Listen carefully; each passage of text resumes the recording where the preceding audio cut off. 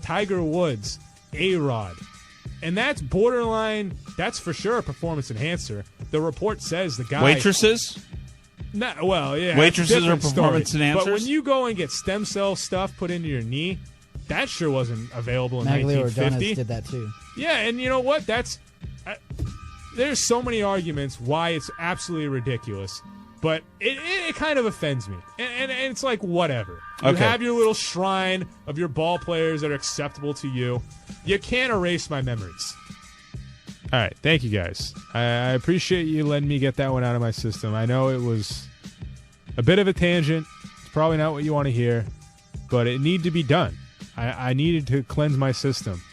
And we have to take a break right now, but when we get back, I promise, I solemnly swear, as an Angel Insider, that I will get back on track, and I will lead discussion, and I will talk Angel baseball. Don't touch that dial. We'll be right back.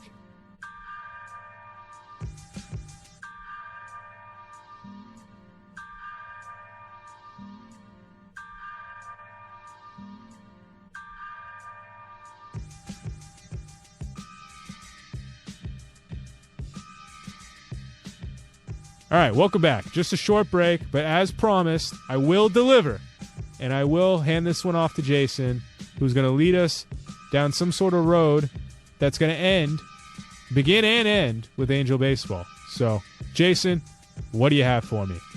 We look back, and you referred to earlier as this is the greatest offseason in Angels history. Eric and I disagree with you a little bit, but mostly because we don't know yet the answer to that question, but it's a fair statement. You bring in the number one hitter, you weaken your number one opponent in bringing in their best starting pitcher, you add some complementary pieces, and you re-sign some very key players. We'll give you that. Sure. When you look back at 2011, and this is to each of you, what is your Hall of Fame moment? Because when I look back at last year and I try to figure out outside of the offseason, how did this team progress, or what was the highlight I took away from it? It's a very clear moment to me, but I want to know what yours is. The best Angel moment of last year? So for me, we kind of went on this tangent. I like seeing Mike Trout because I think when you go, again, you ever heard that analogy? So what was the moment? His first at bat? No, not the start of the entire Mike Trout era? Yes, the era. And to me, if you ever hear, the pundits and everyone talk, you hear about that theory about, well, they beat him as soon as they got off the bus. He's one of those big boys. Trumbo's the same way. When you go out to the field and you look at everybody, and if just based on looks, who's the best player out there? Trout and Trumbo are the biggest boys, hit the biggest home runs. So to me, it's the start of the new generation of Mike Trout, who I am really 100% behind. Think he's a stud and a half. I mean, to ask me what was the best Angel moment, Finally seeing it. yeah, but I mean, because that's the thing, is not to be harsh about our season, but I think from beginning to end, it was kind of just waiting for that moment when it all kind of crumbled. Because I think if you looked on paper, the Rangers were better. They were in the World Series the year before. How could you say they weren't better? The Angels are a good team. And yeah, you could pluck here and there. Our pitching's probably better. So when you look back, just to wrap it all up, 2011 is the year Mike Trout made his arrival, and we'll see if that continues to grow as the big story of 2011. Yeah, I mean, the emergence of Weaver as arguably a top 5 pitcher in the league, I think he definitely... But that's been being worked on for a couple of years. I don't know that was... But yeah, I think he solidified the argument. I don't know there was a moment. If you had said re-signing Jared Weaver and Jared Weaver standing at the press conference and saying, that's a great moment. How much money do you need? That was great.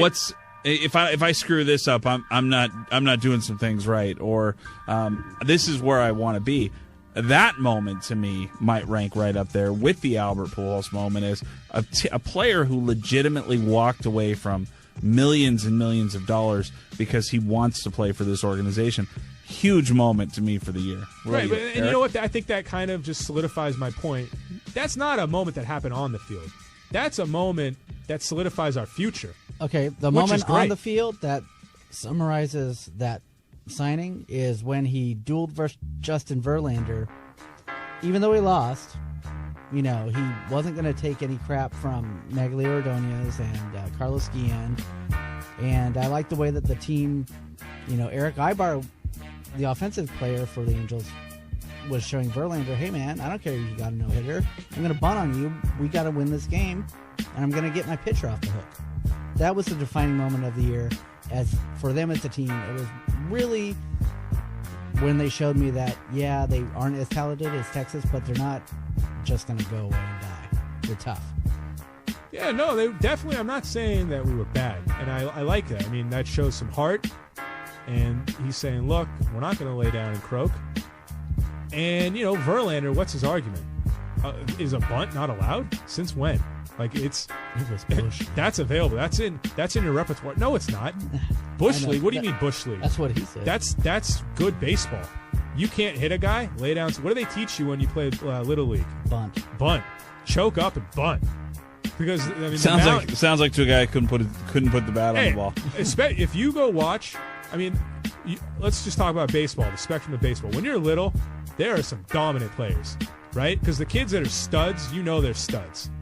The kid, he's playing on a 45-foot mound. He's gassing it. Watch the Little League World Series.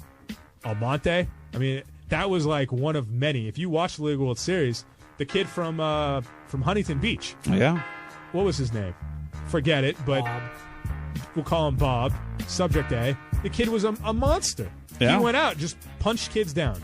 So that was the best of that town, who beat the best in their state, who traveled across country to play the best of the best. How did we get to where? I don't understand how we get to where we get. Because the point is they teach you as a little boy. It's ingrained in you. Oh, that's right, bunting. Bunt. You can't hit the kid. Choke up and bunt. Okay, well, I think the bunting line, though, when you're breaking up a no-hitter, it's considered Bush League at a certain point. But when you talk about the guy, on their toes. Okay, but when you talk about the guy who leads the American League in infield hits, 2 of the last 3 years, that's part of what he does. Saying.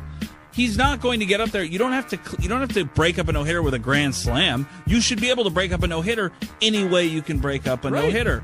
And for the record, that didn't break up the no-hitter. No. He got out on that play. Or actually, there was no out recorded on that play. But, back to where Verlander just threw the ball on the ground. Back to where we started. I think when I look back at last year, and what's frustrating for me this year is, I go back to a game in August where the Angels trailed the Texas Rangers and were about to drop 8 games back of the Rangers. Mark Trumbo, Torrey Hunter gets a single. Mark Trumbo hits a 2-run shot. Game over. Okay. They cut it from 8 games, or it could have been 8 games. It went to 6, went all the way down to 2. They made the final month of the season relevant. The Angels eliminated the final weekend of the season. That was, to me, okay, hey, some of these kids are starting to step up. And like you say, much with Mike Trout, Mark Trumbo was a big part of the 2011 campaign, to the point where top 3 Rookie of the Year voting, Sporting News Rookie of the Year, a big part of what happened. The frustrating part of that, of course, is with his heel injury or his foot injuries, is how does he go into 2012?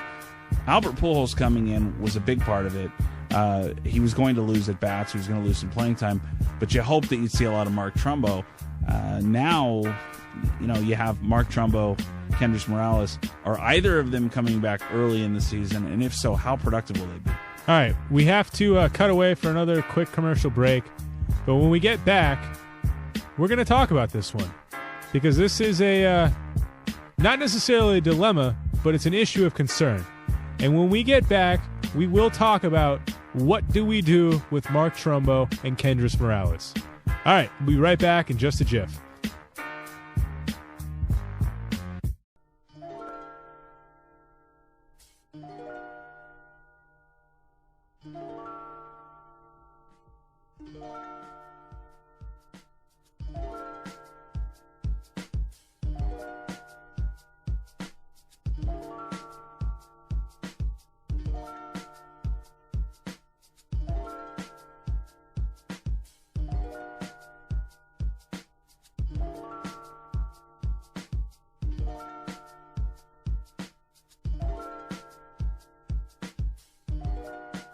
Welcome back to Angels Insider Radio. Once again, my name is Morgan Spokny, and I'm here with Jason Brennan and Eric Denton. When we left off just a minute ago, Jason volleyed us the question and wanted to know, what do we do with Mark Trumbo and Kendrys Morales if they're both healthy? Now, that's kind of a big what if. But if we were to play the what if game once more, which we've already done once today, hopefully you guys liked it. But if we were to play the what if game, if we could just say everyone's healthy, play ball. You're putting Morales at DH, okay? Because in the back of my head, I'm thinking, you know what? You need a left-handed hitter in there. Yeah, I could care less about lefty-righties, whatever. It's a very righty-heavy lineup. It is, and that's a whole nother argument. I think the left-handed, right-handed matchups are totally overblown because a good ball player can hit both sides. The matchup that's going to be the key for the Angels is a fly ball pitcher on the mound. And when there's a fly ball pitcher on the mound, I think you'll see Mark Trumbo at third. Okay, that would make sense. But, I mean, to me, I think you have to protect Morales because what we've been reading, right, they've been feeding us stuff. And they said, you know what, Morales can hit. That's not a problem. He can kind of jog, sort of. But can he play defense? I mean, can he make those fast twitch movements in the field? I don't think so. So I'm just going to say screw it, put him at DH. DH. Because Pujols is a gold glove. He's won gold gloves. I mean, he's not like an albatross at first. He's a good fielder. Right. So to me, if Trumbo can field his weight at third, he brings enough offensively that it's okay. If he makes a poor play here or there, I'm going to look past it because, you know, if we're looking about power. Well, you give him 2-3 at-bats and you put somebody in, you know, it's Turris, Callaspo. That makes sense. Finish the game there. Sure. And that doesn't seem a way that it's a National League style of baseball that Mike Scioscia is comfortable with. I don't see him giving up defensively at a position, but I do think it's worth a look. You know, my comment was put him over there like Roger Dorn in Major League and just bounce balls off his chest. Let him be a statue that hits 35 bombs. Sure. And when you saw how much Mark Trumbo improved at first base this past year, I mean, I think his glove is very good. I do think he will be able to field the position. Spoken with Rex Hudler and other people about it. The throw, the arm angle, coming in on the ball. There's some areas of question, but they definitely, everyone who knows Mark Trumbo feels that he will put in the time, the effort, and the work once healthy to be able to do those sort of things. So hopefully that's a transition that he's able to make. He is the prototypical looking third baseman. I think the first time I saw him, he's got the shoulders and build of a Troy Gloss. Exactly. It would be that sort of fit. You get a couple of years out of him there. The other thing, a lot more offense for this team with Trumbo, and why some of the fans can't really seem to grasp. Why can't he just play third? He was a pitcher in high school. He played first every once in a while. So the Angels drafted him as a pitcher and made him a hitter. The one thing that could be in Trumbo's favor, he's a hard worker, he's a smart guy, and Rob Picholo, the bench coach, taught him first in the minor leagues, so he can teach him third here. All right, another quick question for you I have. Tim Tebow, obviously, all the rage right now. 316 yards passing this weekend, beat Pittsburgh Steelers.